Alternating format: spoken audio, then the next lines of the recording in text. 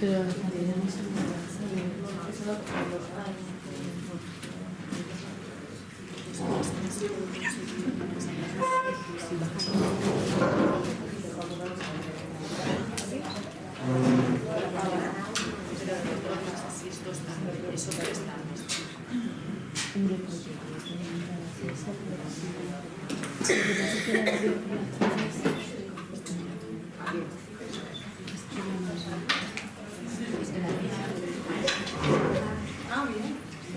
vale.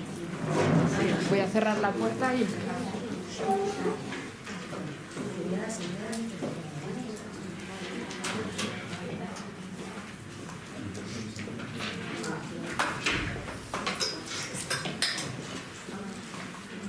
Bueno, sí.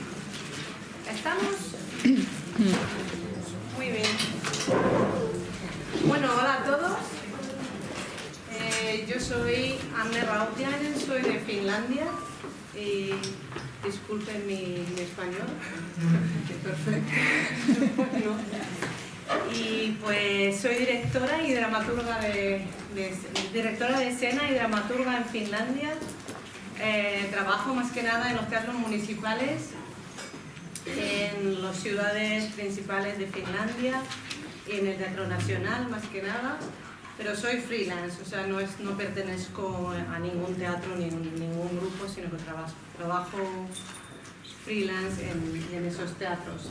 Hasta pues hace poco yo pertenecía en la Asociación de los Directores y Dramaturgos de Finlandia. También visitamos a Resat y a Ana aquí hace un año y pico, ¿no? Y bueno, en la asociación pues habíamos dado cuenta del desequilibrio de que en los teatros, que en Finlandia tenemos una red de teatros municipales, de 47 teatros en casi todas las ciudades que existen en Finlandia tienen un teatro, y el teatro tiene su equipo artístico con su sueldo fijo, con sus recursos, con su director, con su dramaturgo o directora o dramaturga y su equipo de actores, y ellos utilizan también directores de fuera, o sea, directores freelance como yo. Y habíamos como tenido todas en la asociación esa idea que igual los mejores trabajos van a los hombres. Entonces pensábamos que hay que ver si es verdad antes de decir algo, que primero hay que poner las cifras a la luz y hay que visibilizar la situación de cómo es en realidad, y eso es como el punto de partida de la conversación. De ahí se puede empezar a hacer algo, si sabemos cómo es la realidad. Y pues una colega mía que se llama Alma Lehmuskallio hizo un trabajo grandísimo y lo sigue haciendo todavía, y ella empezó a hacer el estudio en 2014, o sea que solo lleva ahora, eso es el cuarto año este año del estudio, y viendo las cifras a ver cómo son, y ahora ya han salido los primeros resultados. Y Finlandia, hay que saber que Finlandia se considera como un país muy igualatario, ¿cómo se dice? Y nosotros somos muy orgullosos de que en Finlandia Finlandia era el país donde la mujer tenía el derecho de votar por primera vez en el mundo, y estamos como muy orgullosos de eso, pero esa historia que tenemos también ha llegado o nos ha llevado a un punto que pensamos que no es nuestro problema, las cosas están bien, las cosas están perfectamente, ya no hace falta hacer nada. O sea que la situación es igual para mujeres y hombres y se acaba la conversación. Bueno, entonces para eso estas cifras son súper importantes, porque estas son innegociables, estas son que demuestran cuál es la verdad. Bueno, nosotros en Finlandia somos más directoras que directores, hombres, pero los porcentajes entre los años 2014 a 2017, 61% de los directores en los teatros municipales eran hombres. 36 eran mujeres y el resto dirigidas por un grupo de gente. O sea que no se podía ver el género en eso. O sea, para eso no sé cómo les suena, pero para mí suena fatal. Porque somos más de 60% mujeres de directoras, entonces cuando se piensa así, pues ya ves que tienen que ser al revés los números, ¿no?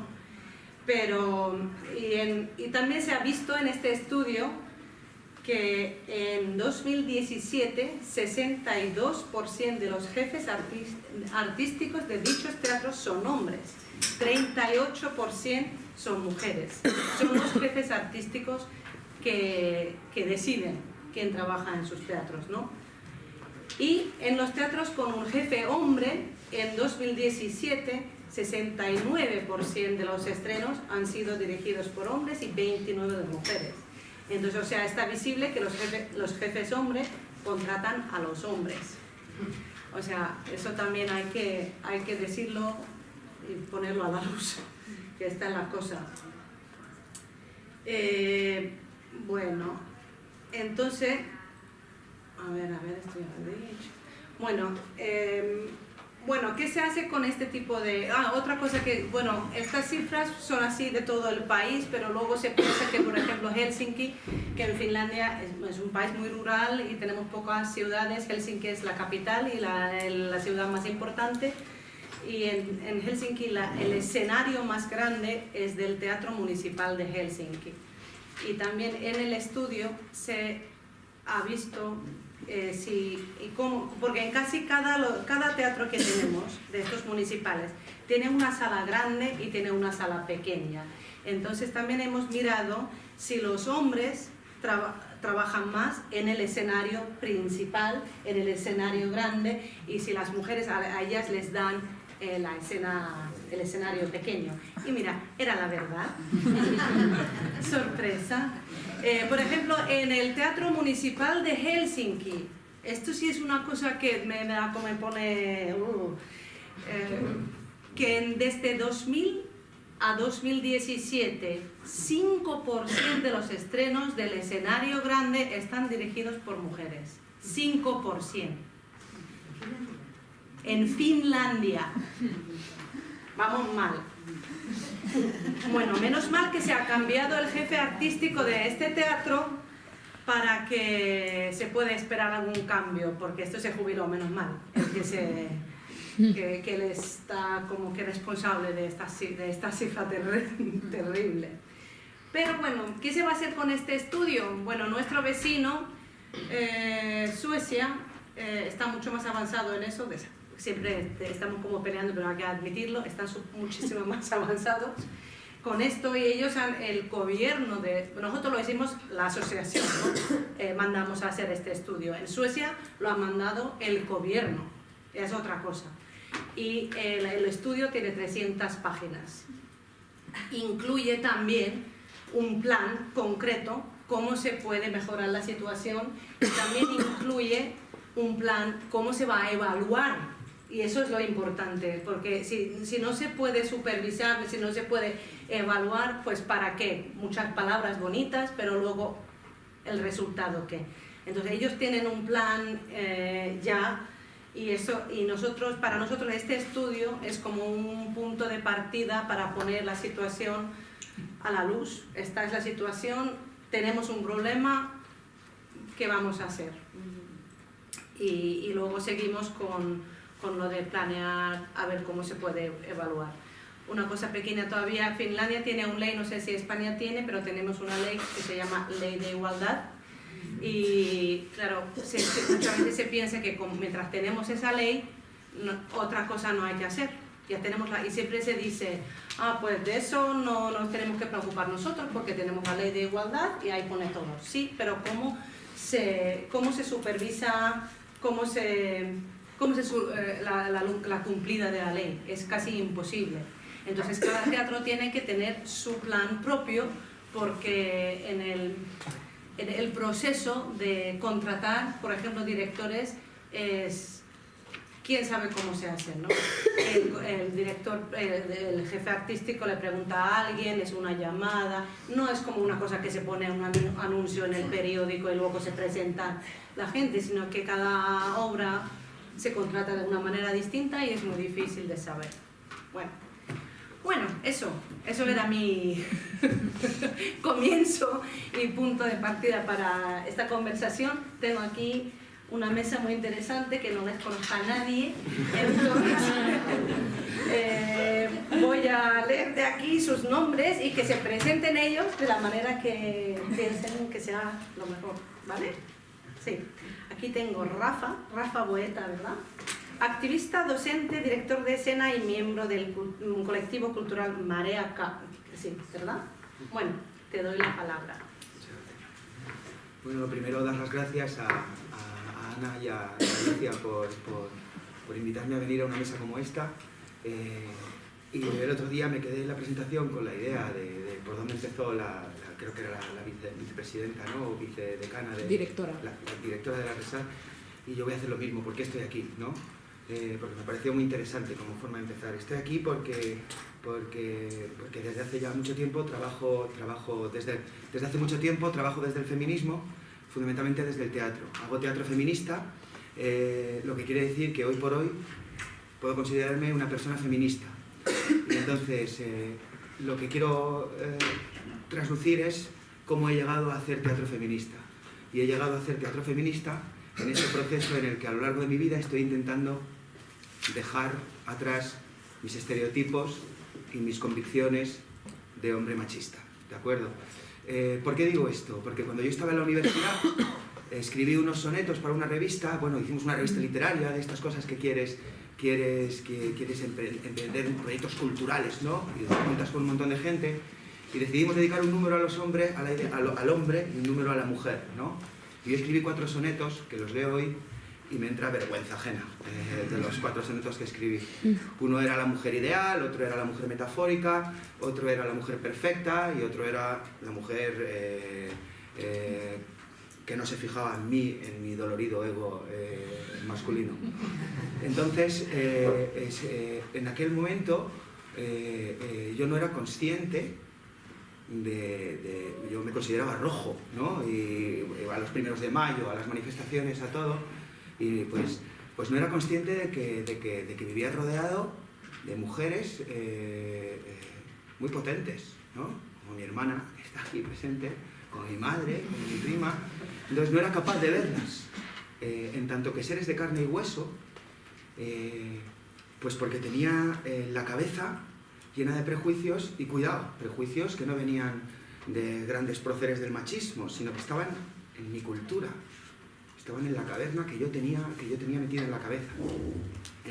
María Lejárraga, que es una autora extraordinaria sobre la que ahora estoy trabajando para una obra de teatro, cuando decía que por qué se había hecho socialista, decía que lo hizo por puro realismo y porque había estado siempre muy cerca del pueblo.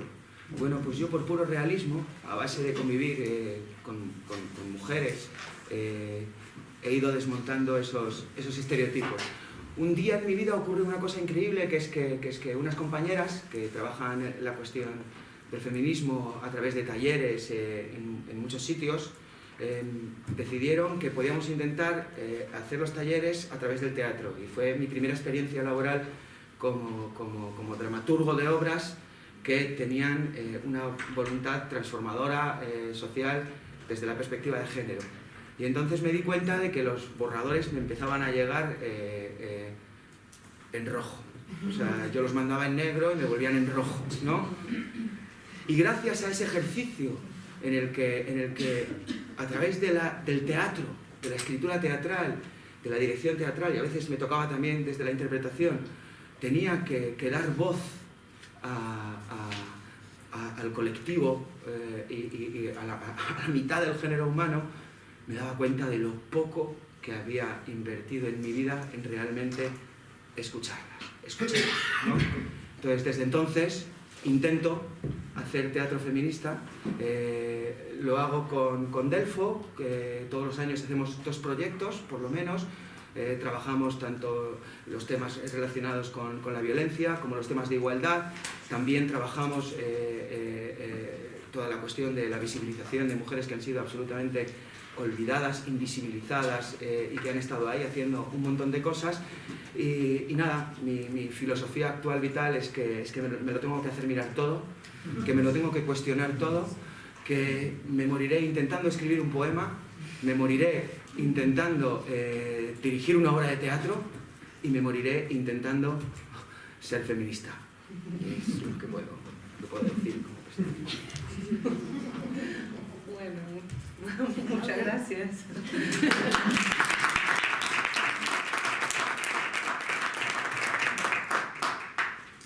Muchas gracias. Pues aquí tenemos a María Folguera, ¿verdad? Y ella es directora del Circo Price, ¿se dice? Price. Era Price, cuando lo fundó un señor irlandés de hace muchos años.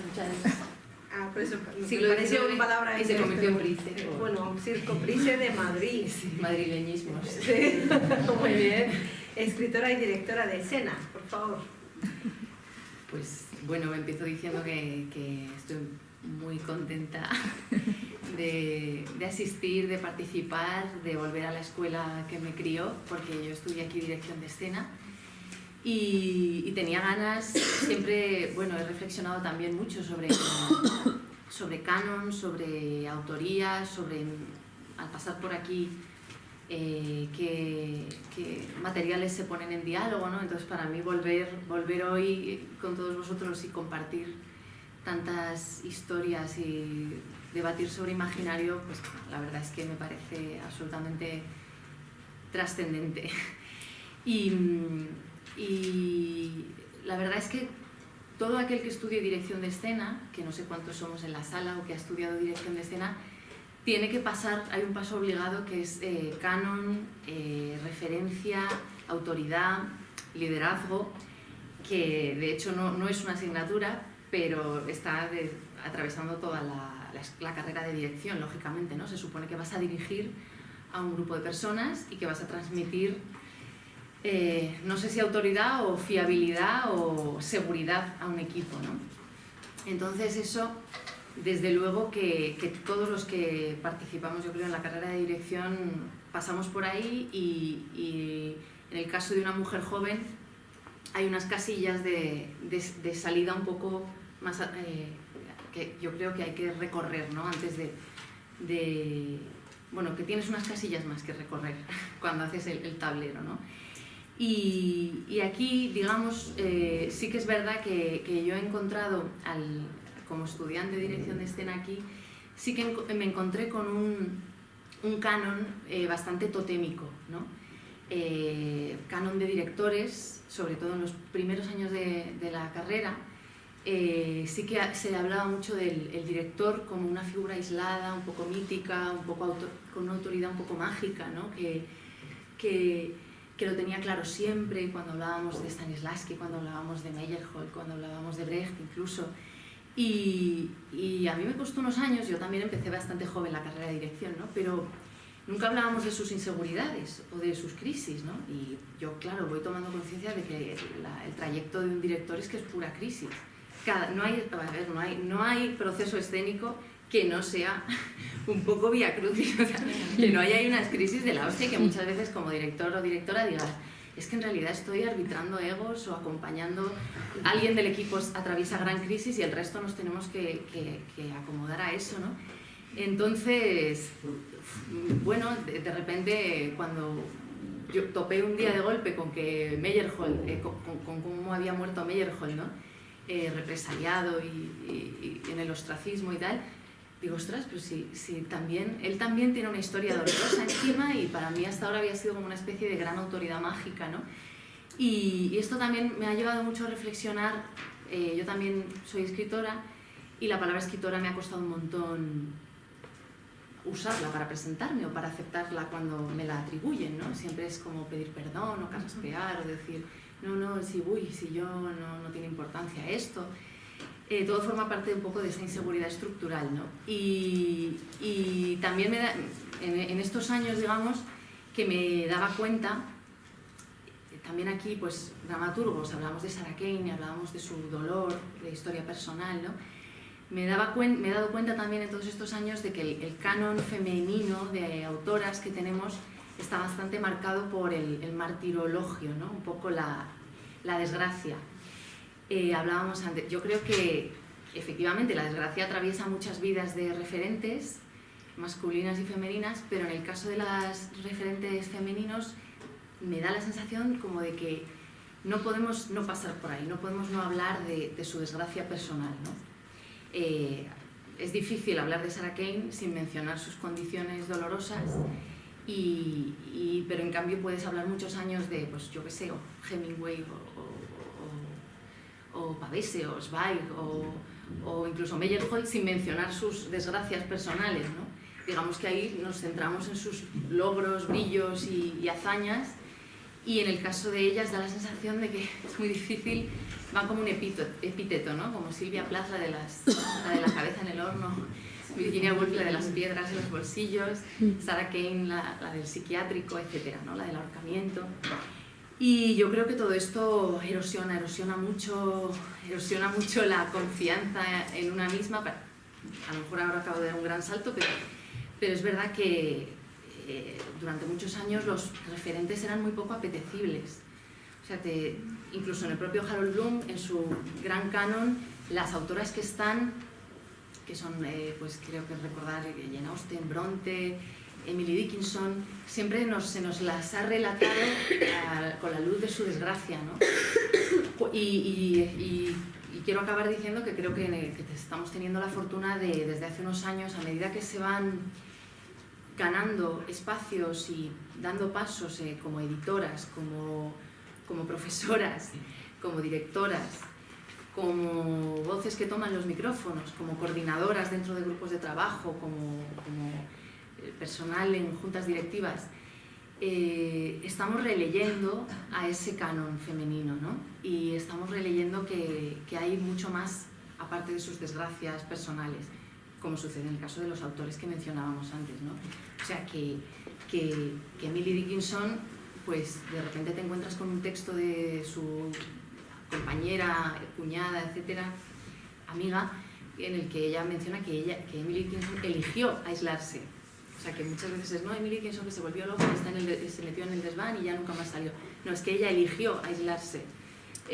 Pues las Brontes que estaban solas, y dices, bueno, estaban solas, pero vivían 5 personas en una casa cuidándose unas a otras, bueno, claro, jodidísimas, cada uno con sus cuerpos, etcétera, pero bueno, que no estaban solos, y las hemos leído siempre en clave de soledad.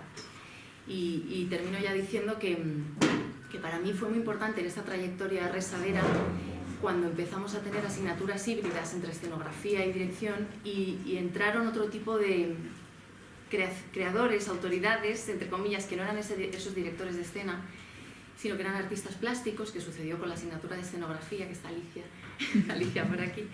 Y de repente Alicia pues, nos puso trabajos, ¿no?, a escenógrafos y directores y dramaturgos, bueno, no, directores y escenógrafos, y de repente tuvimos que hacer trabajos sobre Ana Mendieta, sobre Julie Taymor, y ahí de repente empiezan a aparecer otras referentes que yo como directora me sorprendió de encontrarme repentinamente inspirada, iluminada y acompañada por Ana Mendieta o Hannah Wilk o Jan Fabre, que en principio no son las personas que mi referente por la puerta por la que yo había entrado, digamos, ¿no? Pero me encuentro con que Ana Mendieta me sirve mucho más como directora. O sea, los materiales que llegan a mí de Ana Mendieta me sirven mucho más como directora que a lo mejor esos tótems que realmente, aquí lo sabemos, para un director no funciona la idea de tótem. Si tú empiezas los primeros días ante tu equipo como autoridad mágica, va a acabar mal la cosa, lo sabemos.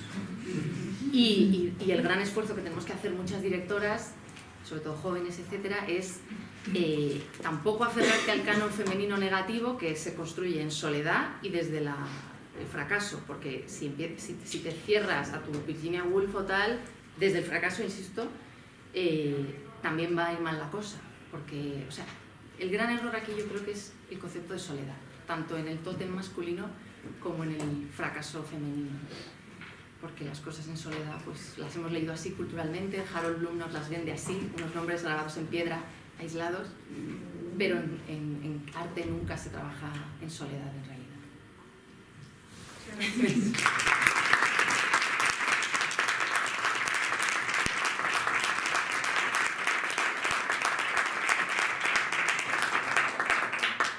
Bueno, muchas gracias. Y ahora aquí tenemos Gracia Camps y Neus Oriol, y sois sección escénicas del Centro de Cultura de Dones Francesca Bonmaison de Barcelona.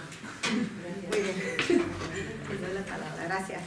Sí, nosotras venimos a explicar un poco el área de escénicas que empezamos a arrancar justo este año en el Centro de Cultura. Y para explicar de dónde ha salido un poco la necesidad, vamos a contextualizar muy brevemente de dónde sale. Es la Bonmaison, Centro de Cultura de Mujeres Francesca Bonmaison. Esta es Francesca, nuestro espíritu protector.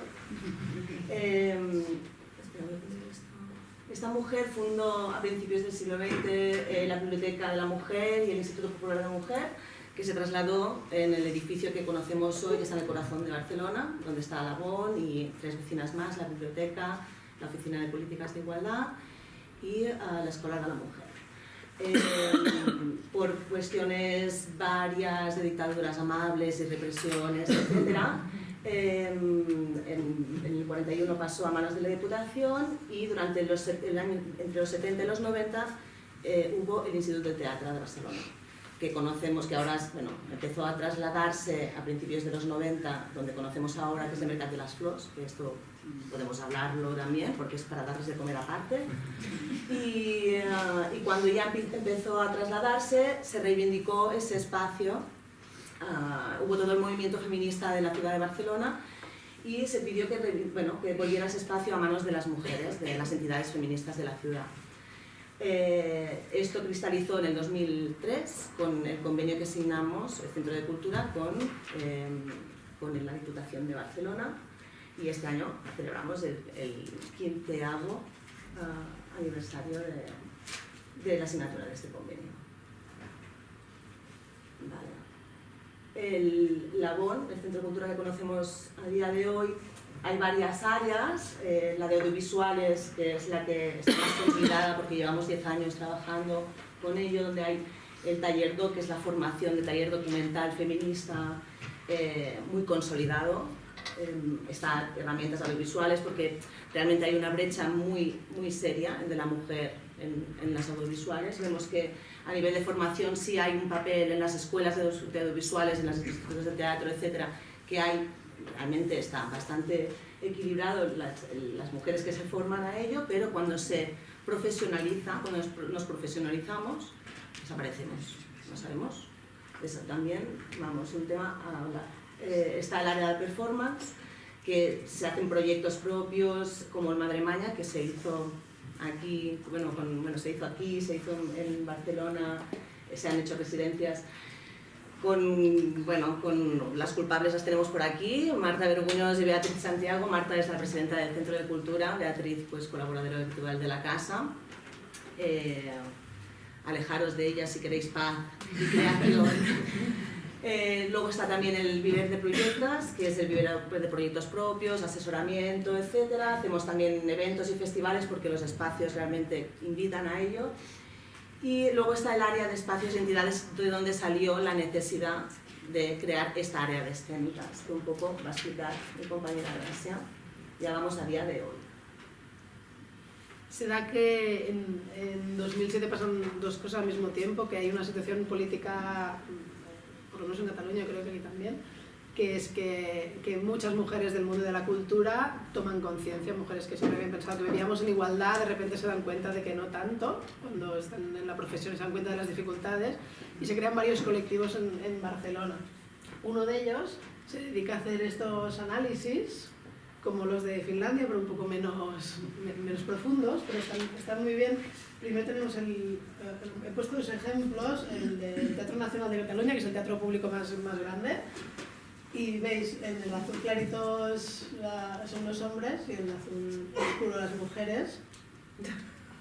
Esa es la presencia demasiado insultante el 40%, pues bueno, aquí no llegamos al 25%. En casi nada, así que las salas pequeñas, ¿sí? Un poquito más de presencia, bueno, total. Ahí están los totales, no llega al 25 en ningún caso, dirección ni autoría. Y el teatro privado, que podría ser diferente,